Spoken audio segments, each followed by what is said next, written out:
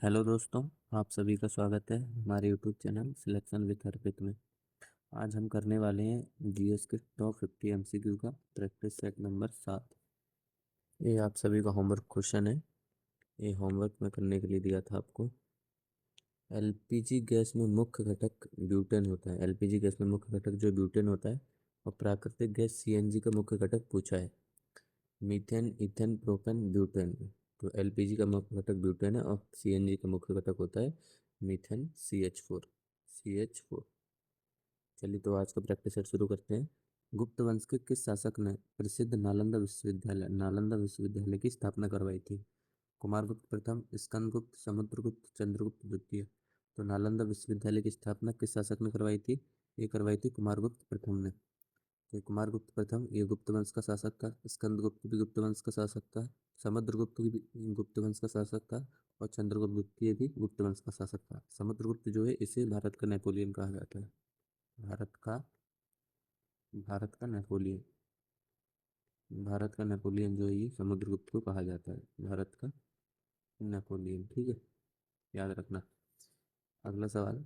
प्रसिद्ध ओणम और विशु त्योहार मुख्य रूप से भारत के किस राज्य में मनाए जाते हैं? तो जो ओणम और विशु त्योहार है किस राज्य में मनाए जाते हैं? केरल, तमिलनाडु, कर्नाटक, आंध्र प्रदेश। तो ओणम और विशु जो है ये केरल में मनाए जाते हैं। अगला सवाल।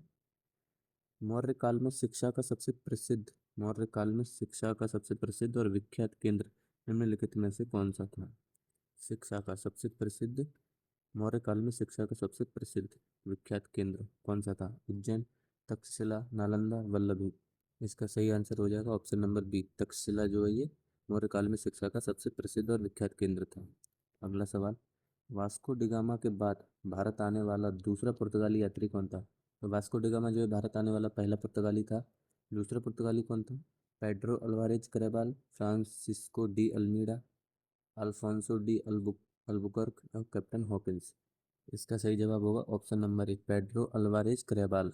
वास्को डिगामा के बाद भारत आने वाला दूसरा पुर्तगाली कौन है? Pedro Alvarez Cabral. अगला सवाल। वर्ष 1916 में लखनऊ में आयोजित भारतीय राष्ट्रीय कांग्रेस के ऐतिहासिक अधिवेशन की अध्यक्षता किसने की थी?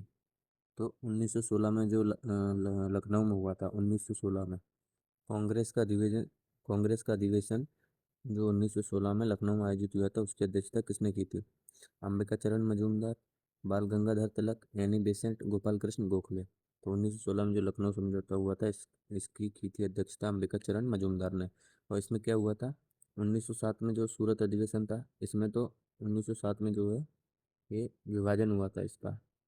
1907 में जो है फर्स्ट कांग्रेस का विभाजन हो गया था गरम दल और नरम दल में। इसमें क्या विभाजन हुआ था। और 1916 में क्या हुआ है?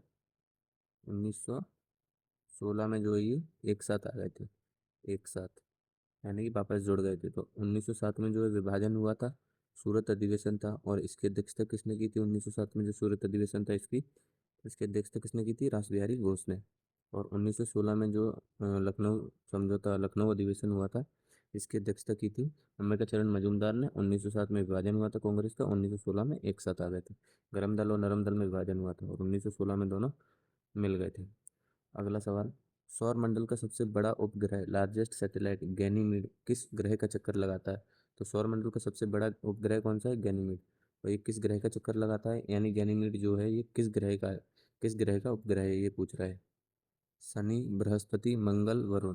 तो गैनीमीड जो है ये बृहस्पति का उपग्रह है। अगला सवाल। भारत की किस नदी को अपनी प्रदूषित अवस्था के कारण जैविक मरुस्थल या बायोलॉजिकल डेजर्ट कहा जाता है? यानी भारत की ऐसी कौन सी नदी है जो इतनी प्रदूषित हो चुकी है कि उसे जैविक मरुस्थल कहा जाने लगा है? दामोदर नदी, यमुना नदी, साबरमती नदी, घाघरा नदी। इसका सही आंसर होगा दामोदर नदी जो है इसे जैविक मरुस्थल कहते हैं। अगला सवाल। भारत में स्थित कैबुल लामजाओ राष्ट्रीय उद्यान विश्व का एकमात्र तैरता हुआ नेशनल पार्क है किस राज्य में है? देखिए, कैबुल लामजाओ राष्ट्रीय उद्यान जो है ये कहाँ पर है? भारत में। और विश्व का एकमात्र तैरता हुआ नेशनल पार्क है। तो विश्व का एकमात्र तैरता हुआ नेशनल पार्क कैबुल लामजाओ जो है ये किस राज्य में है? मणिपुर, मेघालय, मिजोरम, त्रिपुरा। तो ये जो है ये मणिपुर राज्य में है। अगला सवाल। भारतीय संविधान के किस अनुच्छेद के तहत उपाधियों का अंत एबोलिशन ऑफ टाइटल्स किया गया है? उपाधियों का अंत किस अनुच्छेद में है? 14 में तो समता का अधिकार है। समता का अधिकार, कानून के समक्ष समानता जो है, विधि के समक्ष समानता। अनुच्छेद 16 में जो है ये लोक नियोजन में अवसर की समानता है, सबको बराबर अवसर दिए जाएंगे। अनुच्छेद 17 में वो अबोलिशन ऑफ अनटचेबिलिटी, अस्पृश्यता का अंत है। तो अनुच्छेद 18 जो है इसमें जो है उपाधियों का अंत है। अगला सवाल, भारत के उपराष्ट्रपति को उपाधि की शपथ निम्नलिखित में से कौन दिलाता है? तो उपराष्ट्रपति को शपथ कौन दिलाता है? राष्ट्रपति, प्रधानमंत्री, सर्वोच्च न्यायालय के मुख्य न्यायाधीश या लोकसभा अध्यक्ष। उपराष्ट्रपति को पद की शपथ जो है राष्ट्रपति दिलाता है। अगला सवाल, नियंत्रक एवं महालेखा परीक्षक CAG, controller and auditor general की नियुक्ति संविधान के किस अनुच्छेद के तहत की जाती है? कैग की नियुक्ति किस अनुच्छेद के तहत की जाती है? अनुच्छेद 76, अनुच्छेद 148, अनुच्छेद 280, अनुच्छेद 324। अनुच्छेद 76 में तो अटॉर्नी जनरल है, महान्यायवादी, भारत का महान्यायवादी। महान्यायवादी, ठीक है, महान्यायवादी जो है 76 में। 280 में जो है फाइनेंस कमीशन, वित्त आयोग, वित्त आयोग, वित्त आयोग जो है 280 में है। और 324 में जो है ये है निर्वाचन आयोग, निर्वाचन निर्वाचन आयोग जो है ये है 324 में, निर्वाचन आयोग। अब बच रहा है अनुच्छेद 148। 148 जो है ये कैग की नियुक्ति से संबंधित है। अगला सवाल, वॉशिंग सोडा या धावन सोडा का रासायनिक नाम क्या है? वॉशिंग सोडा या धावन सोडा का रासायनिक नाम, केमिकल नेम पूछ रहा है। Sodium carbonate, sodium bicarbonate, sodium chloride, calcium carbonate. Washing soda का जो केमिकल नेम ये है sodium carbonate, option number A sodium carbonate. अगला सवाल, एल्यूमिनियम धातु का निष्कर्षण मुख्य रूप से किस अयस्क या ओर से किया जाता है? मतलब एल्यूमिनियम जो मेटल है वो किस ओर से निकाला जाता है? Hematite, bauxite, magnetite, dolomite. Hematite ये तो लोहे के लिए, बॉक्साइट, बॉक्साइट जो है बॉक्साइट से निकाला जाता है एल्यूमिनियम। ठीक है। अगला सवाल, मानव शरीर की सबसे छोटी ग्रंथि, स्मॉलेस्ट ग्लैंड कौन सी मानी जाती है? मानव शरीर की सबसे छोटी ग्रंथि, थायराइड, पीयूष ग्रंथि यानी पिट्यूटरी ग्लैंड, एड्रिनल या अग्नाशय। मानव शरीर की सबसे छोटी ग्रंथि जो है ये पिट्यूटरी ग्लैंड मानी जाती है यानी कि पीयूष ग्रंथि। अगला सवाल, विटामिन बी 12, विटामिन बी 12 मुख्य रूप से कौन सी धातु पाई जाती है? विटामिन बी 12 जो होता है इसमें मुख्य रूप से कौन सी धातु पाई जाती है? लोहा, कोबाल्ट, तांबा, जस्ता। तो विटामिन बी 12 जो है इसमें कोबाल्ट पाया जाता है, कोबाल्ट। अगला सवाल, विश्व का सबसे बड़ा लिखित संविधान, लॉन्गेस्ट रिटन कॉन्स्टिट्यूशन किस देश का है? तो विश्व का सबसे बड़ा लिखित संविधान किसका है? भारत का, भारत का, ऑप्शन नंबर सी। अगला सवाल, प्रसिद्ध ऐतिहासिक पुस्तक हुमायूंनामा की रचना निम्नलिखित में से किसने की थी? तो हुमायूंनामा की रचना किसने की थी? गुलबदन बेगम, हुमायूं, अकबर, अबुल फजल। इसका आंसर होगा ऑप्शन नंबर ए, गुलबदन बेगम ने हुमायूंनामा की रचना की थी। अबुल फजल ने कौन सी रचना की थी? आईने अकबरी, आईने अकबरी, आईने आईने अकबरी की रचना की है अबुल फजल ने, आईने अकबरी। अगला सवाल, संतोष ट्रॉफी के अलावा प्रसिद्ध डूरंड कप और ओवर्स कप किस खेल से संबंधित है? यानी संतोष ट्रॉफी, डूरंड कप और ओवर्स कप जो है किस खेल से संबंधित है? Cricket, football, hockey, tennis. तो ये तीनों जो है ये फुटबॉल से संबंधित है। अगला सवाल, प्रतिवर्ष पूरे विश्व में विश्व जल दिवस, वर्ल्ड वाटर डे किस तिथि को मनाया जाता है? तो विश्व जल दिवस कब मनाया जाता है? ये मनाया जाता है 22 मार्च को, 22 मार्च को मनाया जाता है। 22 अप्रैल को पृथ्वी दिवस मनाया जाता है, 5 जून को पर्यावरण दिवस और 11 जुलाई को विश्व जनसंख्या दिवस। अगला सवाल, भारत के मुख्य भूमि का सबसे दक्षिणी बिंदु, साउदर्न मोस्ट पॉइंट कौन सा है? तो भारत के मुख्य भूमि का सबसे दक्षिणी बिंदु पूछ रहा है, मुख्य भूमि का। मुख्य भूमि का सबसे दक्षिणी बिंदु कौन है? Indira point, cap Comorin Kanyakumari, Indira call या किबिथु। मुख्य भूमि का दक्षिणी बिंदु जो है ये है कन्याकुमारी यानी कैप कोमोरिन। अगला सवाल, संसद के उच्च सदन यानी राज्यसभा के सदस्यों का कार्यकाल कितने वर्षों का होता है? तो संसद का जो उच्च सदन है राज्यसभा, उसके सदस्यों का कार्यकाल कितने वर्षों का होता है? 5 वर्ष, 6 वर्ष, 4 वर्ष स्थायी। राज्यसभा के सदस्यों का कार्यकाल होता है 6 वर्ष, और 5 वर्ष जो है ये लोकसभा का होता है। अगला सवाल, किस वैज्ञानिक ने रेडियम की खोज की थी? रेडियम की खोज किसने की थी? Marie Curie, Thomas Edison, Albert Einstein, John Dalton. तो मैरी क्यूरी जो है इन्होंने खोज की थी रेडियम की। अगला सवाल, बैंकों के राष्ट्रीयकरण के इतिहास में भारतीय स्टेट बैंक का पुराना नाम क्या था? मतलब एसबीआई जो स्टेट बैंक ऑफ इंडिया, इसका पुराना नाम क्या था? Imperial bank of India, bank of Calcutta, central bank of India, union bank of India. तो इसका सही जवाब क्या होगा? इसका सही जवाब होगा option number A, imperial bank of India. जब इसका राष्ट्रीयकरण हुआ, राष्ट्रीयकरण कब हुआ एसबीआई का? 1955 में। 1955 में राष्ट्रीयकरण हुआ, तब इसका नाम बदल के भारतीय स्टेट बैंक कर दिया। अगला सवाल, प्रसिद्ध शिवाजी स्टेडियम भारत के किस शहर में स्थित है और यह किस खेल से जुड़ा है? तो शिवाजी स्टेडियम कहाँ है और किस खेल से जुड़ा है? नई Delhi hockey, Mumbai cricket, Kolkata football, Chennai tennis. तो शिवाजी स्टेडियम जो ये है नई दिल्ली में और हॉकी से संबंधित है। अगला सवाल, प्रसिद्ध कालीकट बंदरगाह जहाँ वास्को डी गामा आया था वर्तमान में भारत के किस राज्य में स्थित है? यानी कालीकट बंदरगाह कहाँ स्थित है? तमिलनाडु, केरल, कर्नाटक, गोवा। और कालीकट बंदरगाह जो ये है केरल में स्थित है। अगला सवाल, भारतीय संविधान की प्रस्तावना में पहला संशोधन किस संविधान संशोधन अधिनियम द्वारा किया गया था? तो भारतीय संविधान की प्रस्तावना थी, इसमें पहला संशोधन जो किया गया था किस संविधान संशोधन द्वारा किया गया था? 24वां, 42वां, 44वां, 86वां। तो प्रस्तावना में जो है ये 42वें संविधान संशोधन 1976 से किया गया था। इसमें तीन शब्द जोड़े गए थे, समाजवादी, समाजवादी, पंथनिरपेक्षता और अखंडता। ठीक है, इसे 42वें संविधान संशोधन इसी को मिनी कॉन्स्टिट्यूशन कहते हैं। मिनी कॉन्स्टिट्यूशन यानी लघु संविधान। मिनी कॉन्स्टिट्यूशन या लघु संविधान जो है इसी संविधान संशोधन को कहते हैं 42वां संविधान संशोधन। कब हुआ था? 1976 में। 44वां संविधान संशोधन कब हुआ था? 1978 में। 1978 में हुआ था। और 86वां जो ये हुआ था 2002 में। 2002 में। अगला सवाल, कंप्यूटर विज्ञान में HTML का पूर्ण रूप क्या होता है? तो HTML का फुल फॉर्म क्या होता है? Hyper text markup language, hyper text management language, high text markup language, hyper text markdown language. तो HTML का फुल फॉर्म होता है हाइपर टेक्स्ट मार्कअप लैंग्वेज। अगला सवाल, प्रसिद्ध मीनाक्षी मंदिर भारत के किस राज्य के किस शहर में स्थित है? मीनाक्षी मंदिर जो है किस राज्य में है और किस शहर में स्थित है उस राज्य के? मदुरई तमिलनाडु, तंजावुर तमिलनाडु, तिरुपति आंध्र प्रदेश, पुरी उड़ीसा। मीनाक्षी मंदिर जो ये मदुरई में है और तमिलनाडु में स्थित है। अगला सवाल, मानव शरीर का सामान्य रक्तचाप नॉर्मल ब्लड प्रेशर कितना होता है? तो मानव शरीर का नॉर्मल ब्लड प्रेशर कितना होता है? 120/80 mm/Hg, यही आंसर होगा। 120/80 mm/Hg जो है सामान्य तापमान होता है, सामान्य रक्तचाप होता है। अगला सवाल, महात्मा गांधी ने किस एकमात्र कांग्रेस अधिवेशन की अध्यक्षता वर्ष 1924 में की थी?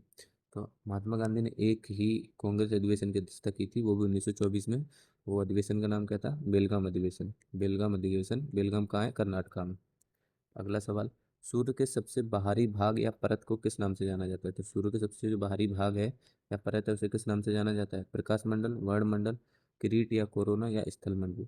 तो सूर्य के सबसे बाहरी भाग या परत को किरीट, किरीट या कोरोना के नाम से जाना जाता है। अगला सवाल, भारत का सबसे पुराना कोयला खदान कहाँ स्थित है? भारत का सबसे पुराना कोयला खदान कहाँ स्थित है? रानीगंज पश्चिम बंगाल, झरिया झारखंड, बोकारो झारखंड, सिंगरौली मध्य प्रदेश। तो सबसे पुराना कोयला खदान जो है रानीगंज पश्चिम बंगाल में स्थित है। अगला सवाल, लोकसभा के सदस्यों की अधिकतम संख्या संविधान के अनुसार कितनी हो सकती है? तो लोकसभा के जो सदस्य हैं इनकी अधिकतम संख्या कितनी हो सकती है? 545, 550, 552, 560। इसका सही आंसर होगा ऑप्शन नंबर बी, 550 जो है अधिकतम संख्या हो सकती है। अगला सवाल, ध्वनि की चाल हवा में सामान्यतः कितनी होती है? ध्वनि की चाल हवा में कितनी होती है सामान्यतः? 332, 1500, 5000 मीटर पर सेकंड या 3 लाख किलोमीटर पर सेकंड। तो ध्वनि की चाल हवा में सामान्यतः जो होती है साउंड की ध्वनि की चाल यानी साउंड की स्पीड जो है ये 332 मीटर प्रति सेकंड होती है। अगला सवाल, प्रसिद्ध हल्दी घाटी का युद्ध 1576 में जो लड़ा गया था अकबर और किसके बीच लड़ा गया था? हल्दी घाटी युद्ध जो है 1576 में अकबर और किसके बीच लड़ा गया था? महाराणा प्रताप, हेमू, शेरशाह सूरी, पृथ्वीराज चौहान। तो ये महाराणा प्रताप और अकबर के बीच लड़ा गया था। अगला सवाल, बंगाल के किस गवर्नर जनरल ने प्रसिद्ध पिंडारियों का दमन किया था? पिंडारियों का दमन किया था। Lord Wellesley, Hastings, William Bentinck, Cornwallis. तो इसका सही आंसर होगा हेस्टिंग्स जो था इसने पिंडारियों का दमन किया था। अगला सवाल, सुएज नहर के अलावा प्रसिद्ध पनामा नहर किन दो महासागरों को आपस में जोड़ती है? तो पनामा नहर जो है ये किसको जोड़ती है? प्रशांत महासागर, अटलांटिक महासागर, हिंद महासागर और प्रशांत महासागर, आर्कटिक महासागर, अटलांटिक महासागर, भूमध्य सागर और लाल सागर। तो पनामा नहर जो है ये जोड़ती है प्रशांत महासागर और अटलांटिक महासागर को। अगला सवाल, किस गैस को मार्स गैस भी कहा जाता है? मार्स गैस किसे कहा जाता है? Ethane, methane, propane, butane. तो मार्स गैस जो है मीथेन को कहा जाता है CH4। मीथेन को जो है मार्स गैस कहा जाता है। अगला सवाल, मानव शरीर में इंसुलिन के अल्प स्त्राव से मधुमेह होता है, उसके अति स्त्राव हाइपोग्लाइसीमिया से कौन सा रोग होता है? तो इंसुलिन का अगर कमी हो जाती है तो इससे मधुमेह होता है, और अगर ये ज़्यादा हो जाए इंसुलिन तो इससे कौन सा रोग होता है? हाइपोग्लाइसीमिया, घेंगा, एनीमिया, रिकेट्स। इसके अधिक इसके इंसुलिन के अधिक होने से जो है हाइपोग्लाइसीमिया रोग होता है। अगला सवाल, मलेरिया के अलावा प्रसिद्ध डेंगू बुखार किस मच्छर के काटने से फैलता है? तो डेंगू बुखार जो है किस मच्छर के काटने से फैलता है? मादा एनीफिलीज, एडिज मच्छर, क्यूलेकस या बालू मक्खी। इसका सही आंसर होगा एडिज मच्छर जो है इसकी वजह से डेंगू बुखार होता है। मादा एनाफिलीज की वजह से जो है मलेरिया होता है। अगला सवाल, कंप्यूटर में किसी टेक्स्ट को कॉपी करने के लिए किस शॉर्टकट की का प्रयोग किया जाता है? अगर किसी चीज़ को कॉपी करना है तो किस शॉर्टकट की का प्रयोग करेंगे? कंट्रोल+X, कंट्रोल+V, कंट्रोल+C, कंट्रोल+A। तो कॉपी करने के लिए कंट्रोल+C का उपयोग करेंगे। अगला सवाल, भारत में केंद्रीय गन्ना अनुसंधान संस्थान SBI कहाँ स्थित है? केंद्रीय गन्ना अनुसंधान संस्थान sugarcane bureau of India SBI, sugarcane bureau of India गन्ना अनुसंधान संस्थान कहाँ स्थित है? कोयम्बटूर तमिलनाडु, लखनऊ, शिमला, कटक। तो इसका सही आंसर होगा कोयम्बटूर तमिलनाडु में जो है गन्ना अनुसंधान संस्थान है। अगला सवाल, प्रतिवर्ष राष्ट्रीय विज्ञान दिवस नेशनल साइंस डे किस तिथि को मनाया जाता है? 28 फरवरी, 15 जनवरी, 29 अगस्त, 5 सितंबर। तो राष्ट्रीय विज्ञान दिवस जो है ये मनाया जाता है 28 फरवरी को। अगला सवाल, प्रसिद्ध जगन्नाथ रथ यात्रा भारत के किस राज्य में अत्यंत धूमधाम से निकाली जाती है? जगन्नाथ रथ यात्रा किस राज्य में निकाली जाती है? उड़ीसा, पुरी, पश्चिम बंगाल, बिहार, झारखंड। तो इसका सही आंसर होगा उड़ीसा, पुरी में जो है जगन्नाथ रथ यात्रा निकाली जाती है। अगला सवाल, वर्ष 1905 में सर्वेंट्स ऑफ इंडिया सोसाइटी की स्थापना किसने की थी? सर्वेंट्स ऑफ इंडिया सोसाइटी की स्थापना 1905 में हुई थी, लेकिन किसने की थी ये? गोपाल कृष्ण गोखले, बाल गंगाधर तिलक, लाला लाजपत राय, दादा भाई नौरोजी। ये जो की थी गोपाल कृष्ण गोखले ने। गोपाल कृष्ण गोखले कौन थे? ये राजनीतिक गुरु थे किसके? महात्मा गांधी के। तो महात्मा गांधी के जो है ये राजनीतिक गुरु थे, राजनीतिक गुरु महात्मा गांधी के। अगला सवाल, भारत में पहली बार पूर्ण रूप से कंप्यूटरीकृत डाकघर कहाँ स्थापित किया गया था? पहली बार जो है पूर्ण रूप से कंप्यूटरीकृत डाकघर कहाँ स्थापित किया गया था? नई दिल्ली, मुंबई, बेंगलुरु, कोलकाता। तो ये जो स्थापित किया गया था ये किया गया था ऑप्शन नंबर बी, मुंबई में। अगला सवाल, सरिस्का राष्ट्रीय उद्यान या सरिस्का बाघ अभ्यारण्य भारत के किस राज्य में स्थित है? तो सरिस्का राष्ट्रीय उद्यान कहाँ पर है? मध्य प्रदेश, राजस्थान, गुजरात, उत्तर प्रदेश। तो सरिस्का राष्ट्रीय उद्यान जो ये है राजस्थान में स्थित। अगला सवाल, भारतीय रिजर्व बैंक RBI का राष्ट्रीयकरण नेशनलाइजेशन किस वर्ष किया गया था? तो RBI का राष्ट्रीयकरण कब किया गया था? 1949 में, ऑप्शन नंबर सी। अगला सवाल, भारत के राष्ट्रपति को पद से हटाने की प्रक्रिया या महाभियोग जो है इम्पीचमेंट संविधान के किस अनुच्छेद में दी गई है? तो राष्ट्रपति को पद से हटाने के लिए महाभियोग चलाया जाता है, ये किस अनुच्छेद में दिया गया है? अनुच्छेद 52, अनुच्छेद 61, अनुच्छेद 72, अनुच्छेद 76। तो इम्पीचमेंट जो है ये अनुच्छेद 61 में दिया गया है। अगला सवाल, वाहनों के टायरों और गुब्बारों में हीलियम गैस क्यों भरी जाती है? क्योंकि यह जो वाहनों के टायर हैं, वाहनों के टायरों में जो और गुब्बारे जो होते हैं इसमें हीलियम गैस भरी जाती है। क्यों भरी जाती है? क्योंकि हवा से हल्की और अक्रिय होती है, अत्यधिक ज्वलनशील होती है, बहुत सस्ती होती है, तरल अवस्था में रहती है। तो इसका जवाब आप लोग कमेंट बॉक्स में देना। आप सभी के लिए होमवर्क क्वेश्चन है ये। चलिए फिर मिलते हैं अगले प्रैक्टिस सेट में, तब तक के लिए पढ़ते रहिए। धन्यवाद।